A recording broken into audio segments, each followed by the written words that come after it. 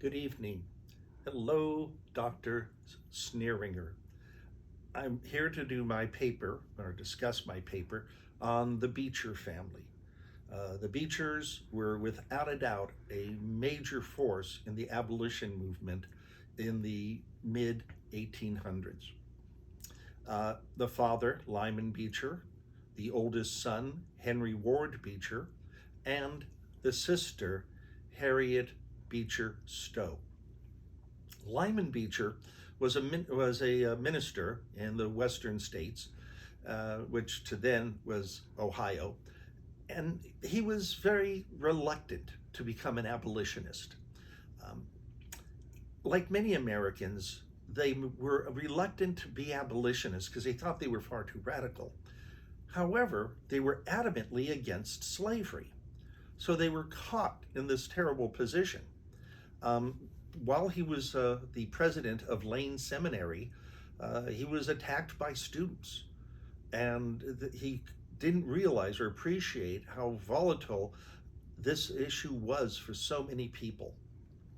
Well, his son, Henry Ward Beecher, is going to move from Cincinnati, which, interesting, Debbie Applegate, who wrote the book that I used, The Most Famous Man in America, used the phrase, Cincinnati was in the north, but it faced south.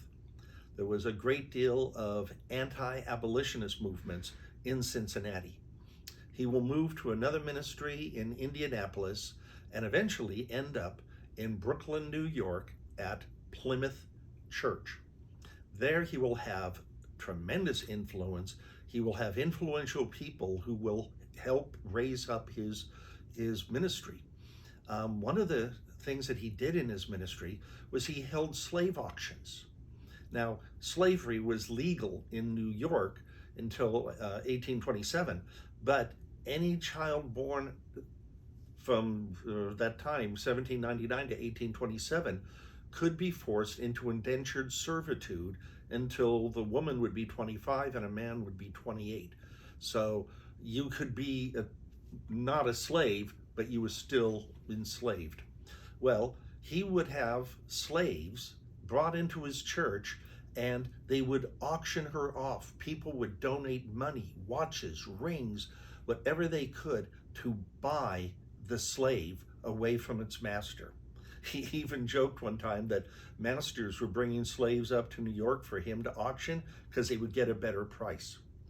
Well, his sister, Harriet Beecher Stowe, was introduced to a man that her brother Henry knew, Thomas Magruder. Thomas Magruder was a former slave, and he talked to Harriet about all of the slave stories that he could think of, what life was like on a slave plantation.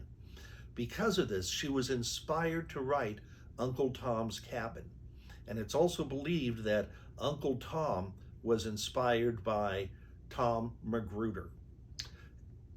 Henry Ward Beecher is going to become nationally known for his positions, so much so that he is going to go to Great Britain and give a series of speeches in Manchester, Glasgow, Liverpool, and London. And he's out there preaching against slavery and for abolition.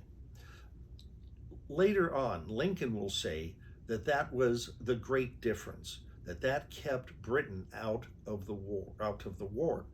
And his opinion wasn't solo. Robert E. Lee also said that this was a major part of stopping the Confederacy getting British aid. When it was time to retake Fort Sumter, Henry Ward Beecher was sent down to Fort Sumter to give a sermon as they raised the flag. Sadly, only 2 days later, Lincoln will be dead.